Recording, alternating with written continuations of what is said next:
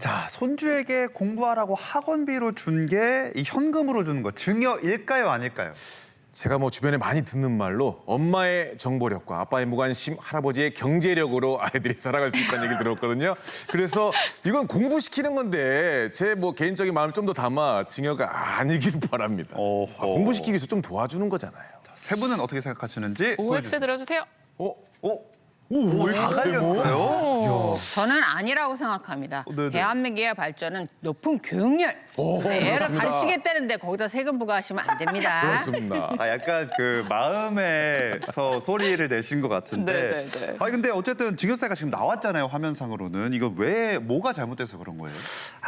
제가 봤을 때 이게 여러 가지 상황이 있을 것 같은데 이제 첫 번째로는 이제 사실 피부양자의 생활비라고 적혀 있어요, 법에는. 그래서 그거는 결국은 이제 피부양자, 내가 이제 딸이 경제적 능력이 없으면 이제 위에 할아버지 할머니가 손주를 줄 수 있을 것 같은데 근데 따님이 이제 경제적 능력이 있어서 지금 여기서 그러면 줘야지 왜 위에서 주느냐 해서 이제 증여세가 추징된 게 아닌가라는 생각이 좀 개인적으로 들고요. 네. 그다음에 비슷한 맥락으로 사실 생활비를 많이들 물어보세요. 정말 많이 물어보시는데 첫 번째로 이제 저 화면에 어머님이 좀 위험한 말씀을 하셨던 게 현금은 안 걸려.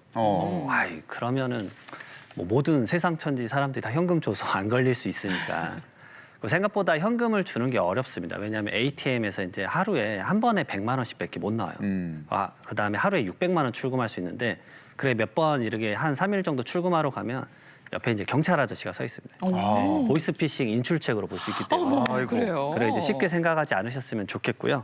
그다음에 현금으로 이제 이렇게 생활비 준다, 아니면 자녀에게 생활비 줄 수 있지라고 생각하는데 생활비에 대해서 제가 가장 많이 말씀드리는 게 결국 그 생활비가 일시적이고 소모적으로 다 소비됐느냐 여부예요. 그래서 이게 그렇지 않고 결국 자녀가 그걸 통해서 뭐 주식 계좌를 만들어서 주식을 했다, 뭐 오피스텔을 샀다 이러면 결국 자산을 형성한 게 되니까 증여가 될 수 있습니다.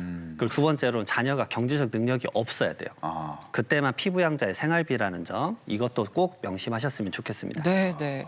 학원비를 대주려고 할머니가 보내셨으면 그게 학원비로 정말 지출이 됐는지를 명확히 해두는 게 참 중요할 것 같습니다. 자, 그렇다면 이런 사례는 어떨까요? 자, 쥐꼬리만한 인턴 월급에 허덕이는 딸이 안쓰러워서 월급은 따로 다 모으라고 하고 엄마 카드를 쓰라고 주셨습니다. 요건 증여일까 아닐까 일단 하는 부럽다. 문제인데요. 이른바 엄카 찬스라고 요새 하더라고요. 이런 사례가 은근히 있죠. 네, 맞습니다. 피부양자가 그 독립된 경제 주체라고 하는데요. 독립된 경제 주체 딸이 소득이 있다고 하면은요, 이렇게 돈을 주는 거는 증여가 될 수 있어요. 또 마찬가지로 여기의 사연처럼 엄마 카드를 쓰는 거는 증여가 될 수가 있습니다.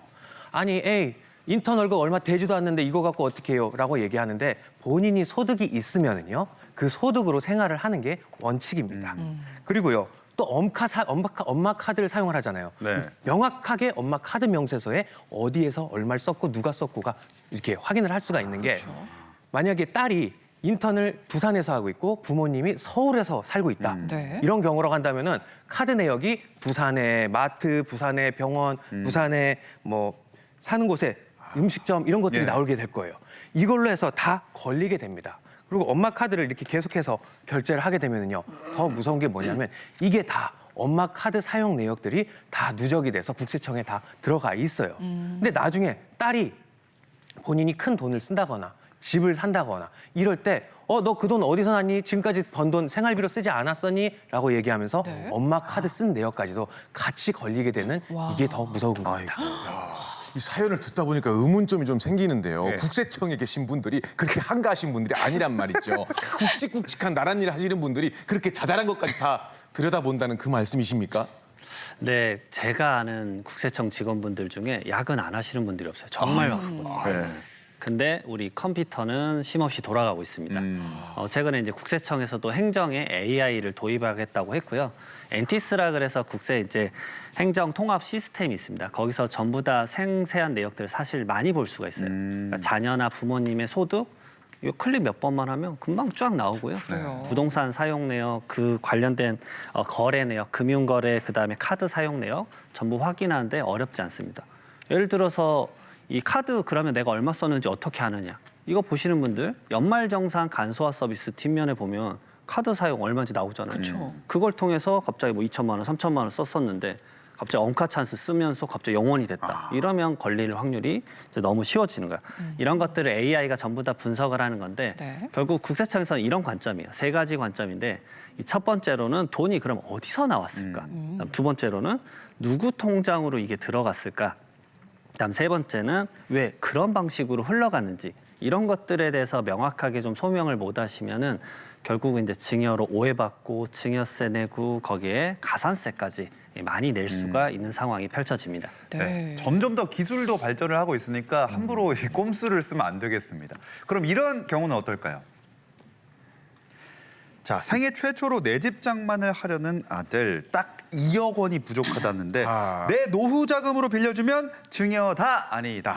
빌려주는 건데. 딱 2억 원이 아니고 저 넉넉하게 더 잡은 것 같긴 한데 어쨌든 저는 제 노후 자금을 만약에 빌려준 거면 네. 빌려준 거 아니겠습니까? 그러니까 증여가 아니고 이제 받으면 좋겠는데 대부분 자식들이 좀 징징대면서 좀 힘들어 그러고 안 갚게 되면 그게 증여로 되나 그건 좀 헷갈린데 빌려준 거라서 저는 아니라고 생각합니다. 어떻게 될까요? 세모입니다.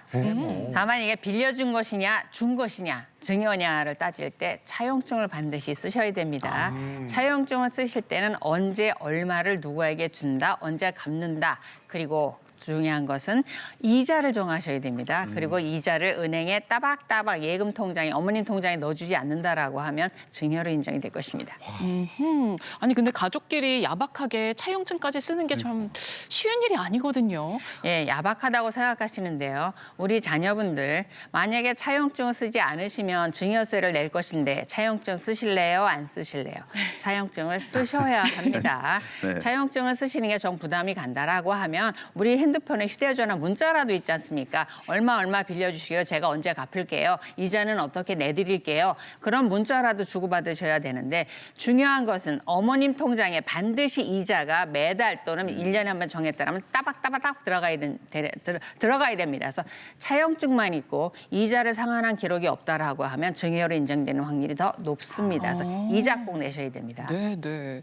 가족끼리 참 이자까지 주고받아야 되나 봐요. 그게 참 쉽지 않네요. 그죠. 아까 방금 변호사님 말씀 주셨지만 이자의 그 기록을 남기는 게 정말 중요해요. 많은 분들이 차용증만 들이대면 되지 않느냐라고 하는데 또 그렇지 않다라는 거 꼭 말씀을 제가 드리고 있고요. 네. 그다음에 이자를 냈다는 증거 기록을 이제 살펴보더라도 이 증여에 대해서 추징될 사례가 또 있는데 왜냐하면 이자를 그럼 적정하게 줬느냐도 봐요. 그러니까 말 그대로 법에서 정하고 있는 이자율은 4.6%입니다. 꽤 높네요. 아주 높아요.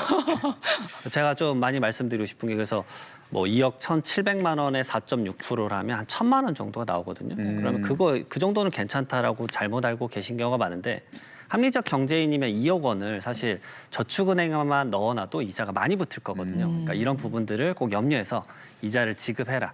그래서 방금 이체 내역 저기 적혀 있잖아요. 네. 저게 이제 1억 원 줬었을 때 4.6% 연이자를 곱하고 나누기 12 했었을 때 월마다 나오는 이자 금액을 저 정도로 이제 추산을 한 거고요.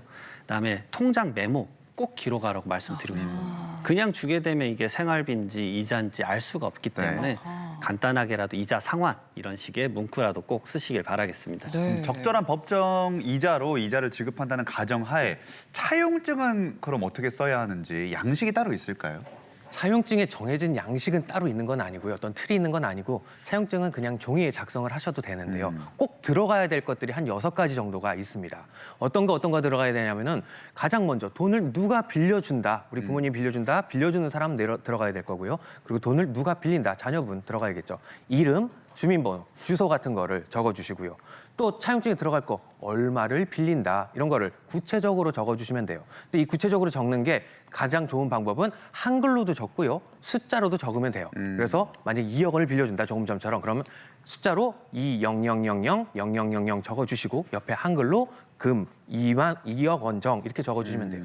그리고 또 돈을 언제서부터 언제까지 빌릴지 이러한 내용들이 들어가야겠죠. 그래서 빌린 날짜 적어주시고요. 갚는 날짜도 적어주시면 됩니다. 갚는 날짜에 이자를 내가 어떻게 갚을지도 같이 적어주시면 좋아요. 그래서 내가 매월 뭐 이자와 원금을 같이 갚겠습니다. 아니면 만기가 되었을 때 한꺼번에 다 갚겠습니다. 이런 내용들을 적어주시면 될 것 같아요. 또 이자율도 같이 적어주면 돼요. 조금 전 말씀 주셨듯이 그 특수관계자, 부모와 자식 간 이런 식의 거래 관계에서는 국세청에서 적어준 이자율이 있어요. 4.6%를 적어주시면 됩니다. 그리고 이제 양쪽에 다 부모와 자식의 이제 서명을 한다든지요, 아니면 인감 도장을 찍으면 됩니다. 이때 인감 증명서를 첨부하면 좋은데요. 또 내가 이거 차용증을 만들었는데 국세청에서 이거 너희 어제 만든 거지라고 안 믿어줄 수도 있어요. 그렇기 때문에 이 내용을 좀 더 공고히 하기 위해서 공증을 받는 방법을 추천을 드리고요. 그리고 공증을 받기 위해서는 우리가 비용이 좀 많이 들어갑니다. 한 2, 30만 원 들어갈 텐데 그거보다 좀 적게 들어가는 방법이 내용 증명을 보낸다든지 아니면 법원 등기소에 가면 5,000원, 1,000원으로도 우리 똑같은 효과를 보실 수가 있어요. 이렇게 가족 간에 차용증을 만들어 두는 게 너무 야박한 게 아니냐라고 물어보는데 이게 아니라 가족 간의 사랑입니다. 왜냐하면요, 이 차용증을 만들어 놓으면요, 나중에 국세청에서 와가지고 이거 빌려준 게 아니라 증여한 거 아니에요라고 해서 증여세를 딱 할 때 그걸 지켜줄 수 있는 방패가 이 차용증이 될 수가 있기 때문입니다.